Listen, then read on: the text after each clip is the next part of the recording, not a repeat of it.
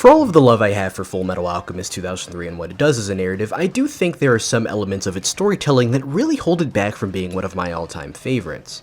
And if I'm to point fingers at a very specific problem I think it has that really holds its take on FMA's story down, it absolutely has to be its antagonists. In the past, I already discussed my problems with the homunculi in particular, but in fact, I think my issues with the antagonists goes beyond them, and applies to pretty much every single major antagonist that is supposed to act as an obstacle for the Elrics, from this series' version of Kimblee to Archer and to an extent Dante too. I don't think they're necessarily bad villains, but given just how crucial antagonists are to storytelling, I do think their portrayal is more than likely what keeps FMA 2003 from being as good as it really should have been in my eyes. So with this video, my goal is to discuss where I feel these antagonists go so wrong and how to write really effective antagonists looking at other stories for comparison. I've spent a lot of time analyzing storytelling, and from what I've gathered, there are three distinct approaches to creating good, or better yet, effective antagonists in your narrative.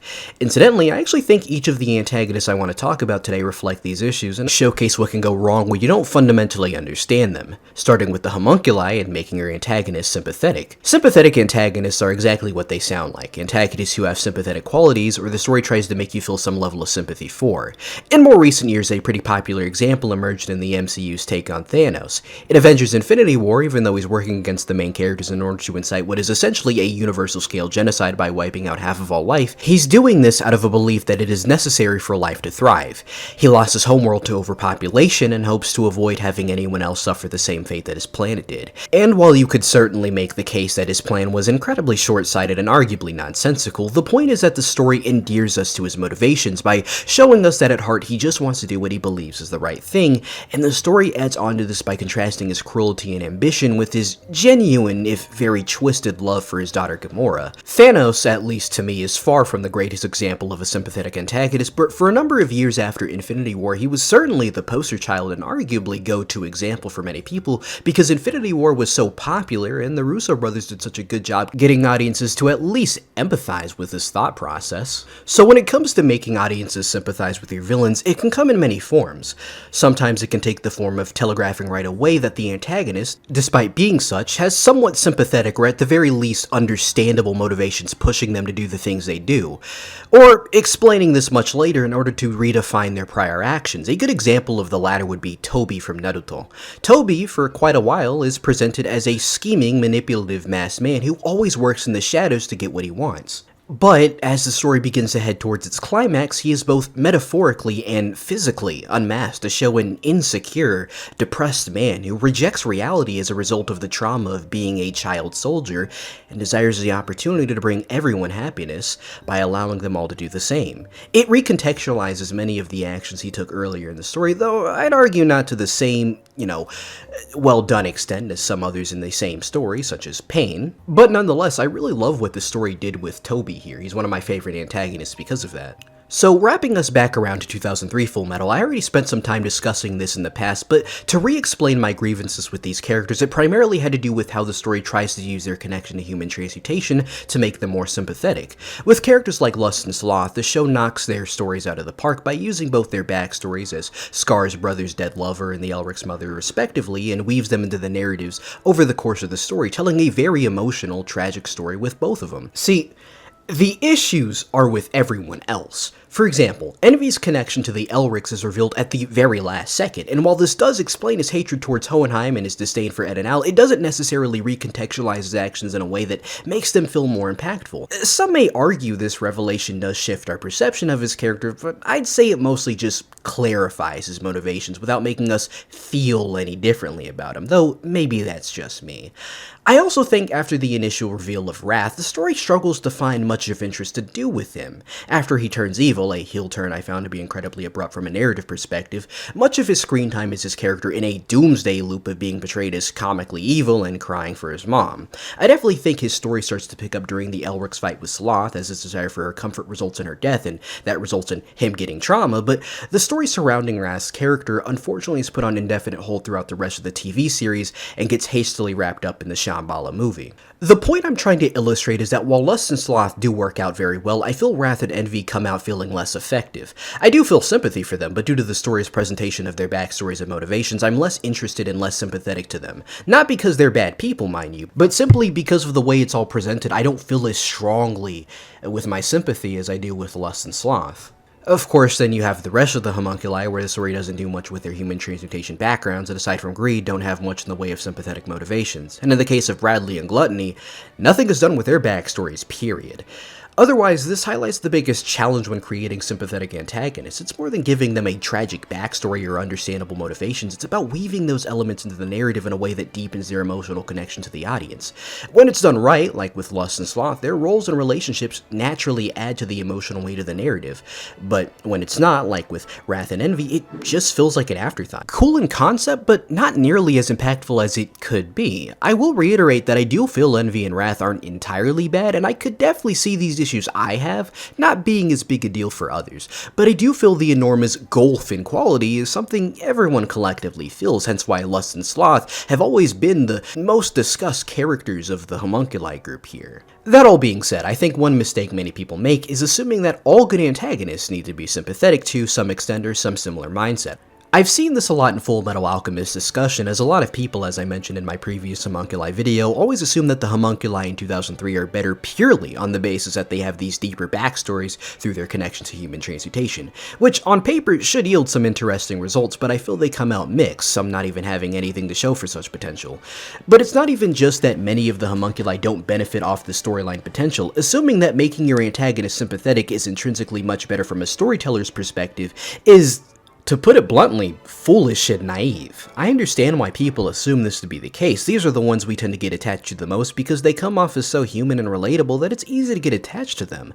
But again, you can very easily make great antagonists without having to make them sympathetic.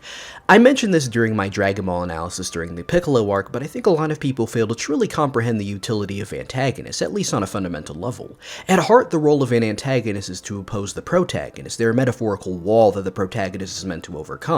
And a huge part of the fun of watching the narrative is the satisfaction of seeing that wall overcome, or seeing how that wall is overcome. Like an example of the latter is when Ed defeats Sloth, because it's not satisfactory at all because of the tragedy of the circumstances at play, but the way the story portrays this victory and how it builds it around the threat she poses to Ed on a personal level, that's what makes it so satisfying to watch. Well, satisfying again isn't really the operative word here, I guess engaging, but you get the idea. Many antagonists are built solely for the goal of being satisfying to watch get knocked down, to see them be used as a stepping stone for the protagonist's growth. The Arlong Park Walk, considered to be One Piece's most formative moment, wouldn't be nearly as memorable and iconic if Arlong wasn't written in a way that made it satisfying to get that affirmation that Luffy and the Straw Hats were going to eradicate him. And the reason it was so satisfying to get that affirmation is because One Piece's mangaka, Eiichiro Oda, knew exactly how to get us to absolutely detest him. This is, to me, the second approach to creating great antagonists, zeroing in on making us detest them. So when the protagonists defeat them or find some way to overcome them, either it's satisfying or, for lack of a better term, interesting to see them overcome them. Arlong is one of many One Piece antagonists who fall into this categorization. I'd argue most One Piece villains fall into this, with a decent mix of the third category in many cases as well. But it appears in One Piece, the goal with antagonists is first and foremost to get us to hate them, to make us want to see them lose. Completely transparent with you all, I took this quote from Eye Patch's Wolf on Pro Wrestling Hills, but it's something that is stuck in the back of my head when I think about One Piece's approach to creating antagonists. And that quote is, "A lot of people will pay to see someone shut your mouth." JoJo's Bizarre Adventure Phantom Blood is the very first arc, or part, of JoJo's, and it's almost unanimously seen as far and away the worst arc in the entire franchise. I could go on and on about all of the little issues I have with it from a storytelling perspective, but if there's any element of Phantom Blood JoJo fans actually universally adore, if it's not Speedwagon, it's definitely its antagonist, Dio Brando.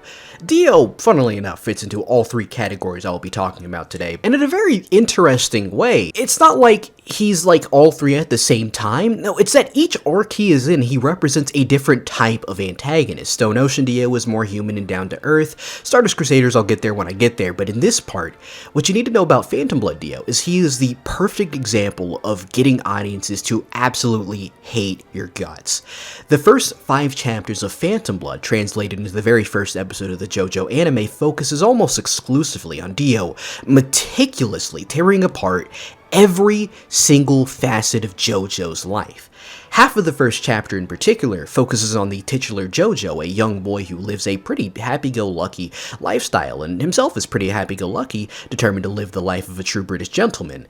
It makes seeing Dio physically and emotionally abuse him, get his father and his friends to turn on him, hurting and later even killing his pet dog, and even forcing himself onto JoJo's girlfriend when he noticed despite everything he put him through, JoJo was still pretty upbeat. I feel like when you're seeing all of this in motion over these 5 chapters as opposed to just hearing me relay all of this back to you, despite how basic, generic, and almost comically evil Dio comes off, Phantom Blood does a fantastic job making the audience get excited when Jonathan finally stands up for himself and absolutely blasts Dio in the face for every little thing he did to him. Of all of the Fullmetal 2003 villains, I feel the one that definitely fits this role the most is Frank Archer. He doesn't have much in the way of personality other than I'm going to do very heinous things today, and he's this big evil obstacle that does nothing but cause issues for the Elrics and the other main characters in 2003. He is responsible for the kidnapping and torture of Wrath, he orders the final siege of Lior. He's just kind of a dick overall, and his main motivation is to climb the political ladder and make a name for himself in the military. So I'd say he most certainly fits this archetype of being the hateable type of villain, but in a weird way, I don't think he's quite hateable enough, at least in my eyes. The best way to explain this is by looking at Part 1 Dio and Arlong. In just a single episode, Dio tears apart every good thing about JoJo's life, crushing his spirit piece by piece.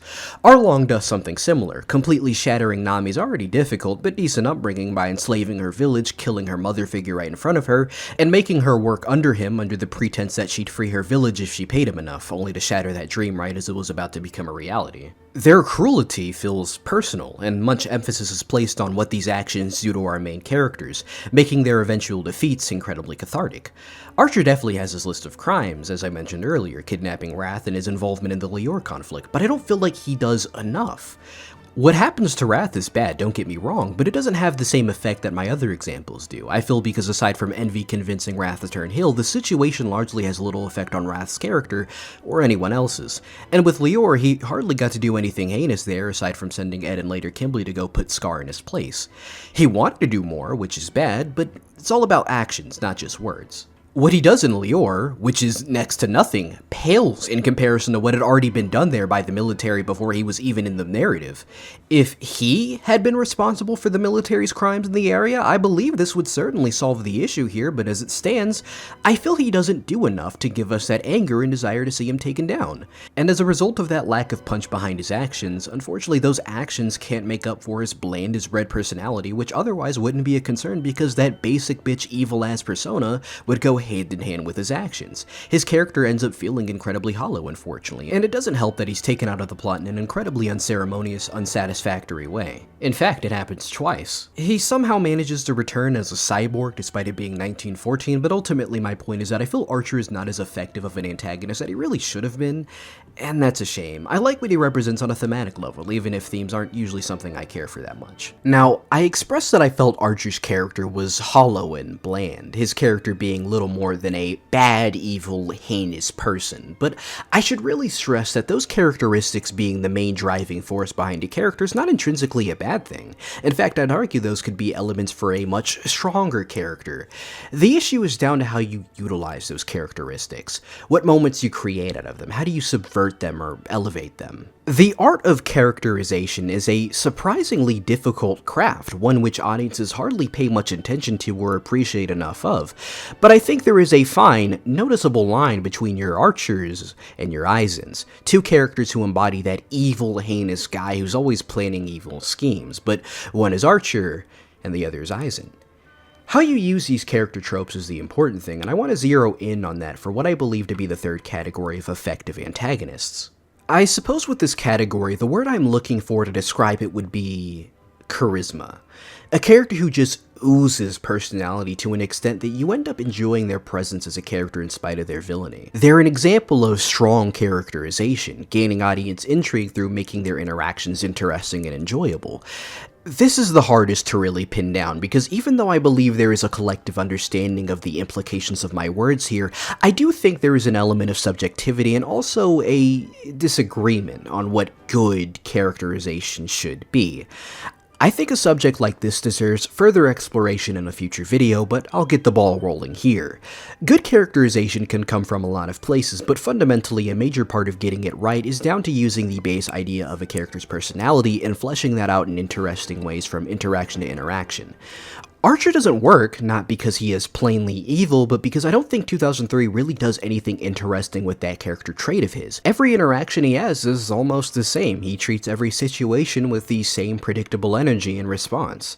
I think at face value I could make the argument that Bleach's Aizen is similar, but I think what makes him different is that his more calculating, composed demeanor is backed by an air of mystery of his thought process and goal. His ability to always plan ahead, have contingencies at the ready, on top of his ability to outright warp his opponent's sense of reality, creates a level of dread, but also intrigue as to how Aizen will get himself out of whatever situation he's in.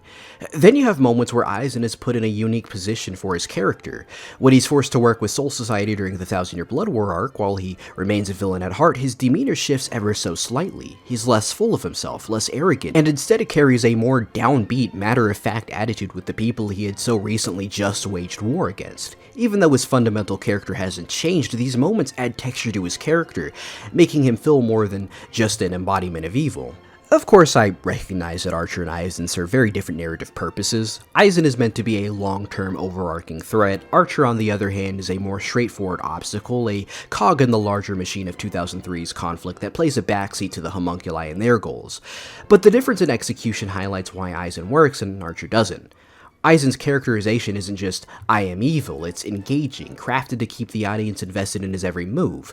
There's a lot more at play in his interactions that make him feel much richer character-wise, and that's what good characterization is all about. But I do feel the need to add that, again, good characterization can come from a lot of different places, especially when it comes to villains. Part 3 Dio is yet another evil bad guy who does evil things type villain, but what makes him stand out is his how do you say this? Eccentricities. Not even a fucking hard word to say, I just need more sleep. How he feels the need to put on theatrics for every little action he does. When he needs to kill Joseph but he can't touch him, he throws a knife at him, but instead of just throwing the knife, he feels the need to repeatedly and loudly shout,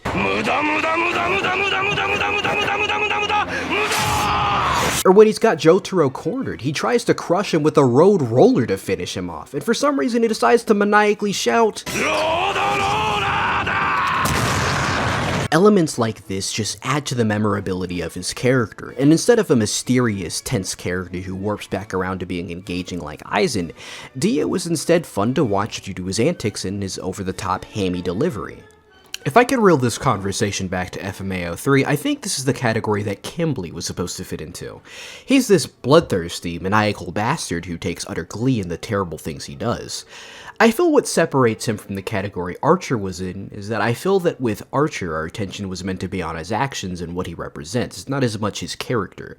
But with Kimblee, he himself is the attraction. But I also think that's part of the issue. Because what happens when the attraction doesn't live up to the hype? To me, there's always been something a little off about 2003's iteration of Kimblee, and I've really struggled to connect with him as an antagonist in this version of the story because of that.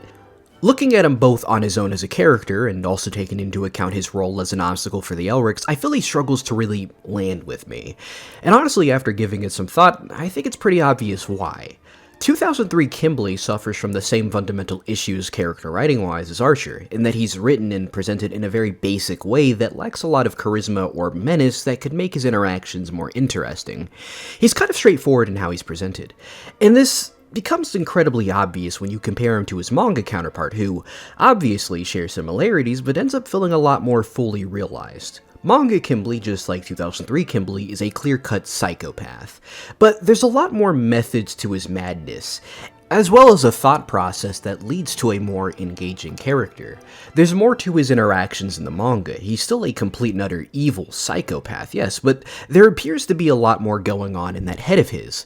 I think this is best reflected in a scene towards the end of the manga. Kimblee is in the middle of a conflict with Alphonse, and during a lull in the combat, he stops to debate the young boy, particularly over him and his brother's philosophy. Primarily their conviction to protect others, which has led to them avoiding taking the easy route to getting their bodies back by using using the Philosopher's Stone. In this scene, the psychotic, insane madman we've often seen him portrayed as gives way to a more calm, calculating, and thoughtful soldier who calls into question the reality of their gambit, and expresses that their mindsets are foolish. Yet he attacks their mindset with a logical approach, rather than just telling him they're dumb and childish because he likes killing people, therefore he's smarter or something. I feel this is the difference maker here. Manga Kimblee's characterization is never clean-cut, and he always shows new, interesting sides of himself when the situation calls for it. Surprising sides of his personality that all funnel back into his evil, deranged personality, but add different layers to it. And mangaka Arakawa uses this as an opportunity to add more depth to that portrayal of his character. Like, there's this scene where Kimblee uses Winry as a hostage in order to get Ed to do what he and the military wants. Kimblee actually keeps her in the dark as to his true intentions, and even has a heart-to-heart moment with her where he talks about how he knew her parents, who had died in the Ishval campaign, which he also served. It's clearly just manipulation, but it's an example of there being more to his characterization than just being sociopathic. These together create a more compelling character. 2003 Kimblee, by comparison, is much more flat and less layered. Don't get me wrong, he's got his moments, but this results in a less memorable character, which has led to this version of the character being much less recognized by the FMA community. What defines good or engaging characterization is hard to put a finger on, and I'm not entirely convinced 2003 Kimblee's character traits and portrayal should intrinsically result in a weak character. But ultimately, I feel 2003 Kimblee just lands flat, and the reason I wanted to spend time comparing him to his manga counterpart is because it helps shine a light on where I feel 2003 goes a little bit wrong with his character. Both versions have the same idea for the character, and yet one feels much more interesting because of the added elements of the basic character here, and I feel that's the type of stuff that makes this third category work. Now, I've touched upon all three categories, but I don't think it'd be right of me to gloss over the main antagonist of 2003, Dante, especially given I also think she falls into the same category as Kimblee here. To be honest, though, I don't actually have much to say about her. I've never truly vibed with her role in the story, but I refuse to sit here and act like she's a bad villain or falls into the same traps as much of the characters I've discussed today. Sure, she's not one of my favorites, but I do think she works well enough for what little time in the story she's given. And she's hot. No idea why she's trying to get with the 15-year-old when I'm perfectly available, but really for me, my biggest criticism is simply down to time and what little of it she has to make her mark on the story. I think in the past, I really struggled to endear myself to her as a result of just preferring the vibe Father from Brotherhood gave off. As his earlier introduction, constant presence and intimidation factor made him feel like a huge mountain the main characters needed to overcome. So when they eventually did, it felt satisfying. Plus, you had the discussion between him and the Truth, which I felt perfectly capped off his character, even if it happened incredibly late for him. Dante doesn't really feel like somebody Ed needs to overcome. In fact, he physically doesn't, as she's off-screen by gluttony, which, I'll be real, is really dumb IMO. But I feel during the ending, he does overcome her ideals to an extent, and I suppose that is the real focus there. It does mean Dante doesn't feel as effective on her own, but she serves her role well enough. And let me make this clear, do I like the antagonists of FMA 2003? Not that much. I think 2003 could have done a lot better with the vast majority of them, but I don't think any of them are particularly bad. In fact, I think most of them serve as effective tools for the narrative to keep it going and help push characters like Ed, Al, and Roy in interesting directions, which, mind you, is the basic application for antagonists. I just feel that in the face of other anime, particularly the Brotherhood adaptation, this area is something I've noticed is somewhat lacking and may very well be the key factor that keeps 2003's second half from landing with me the same way its first did. And also likely why, despite my love for 2003, it always fell behind Brotherhood for me personally. But don't get the wrong idea, I do genuinely love 2003's narrative, and I think it's a testament to how well crafted of a narrative it has that this only holds it back and doesn't utterly destroy it, which it theoretically could have done if FMA 2003 was a lesser anime. I've heard murmurs and offhand discussion about how people don't like Archer, Kimblee, or Dante, but for the most part, audiences don't mind, because the story works out whether or not they have flaws in their presentation. Plus, people appreciate the intentions behind their existence and the thematic implications all three bring to the table. So, honestly, even though I feel the 2003 antagonists don't work that well, and I imagine many might agree with me, 2003 still comes out of all of this feeling like an incredibly strong, well-written anime.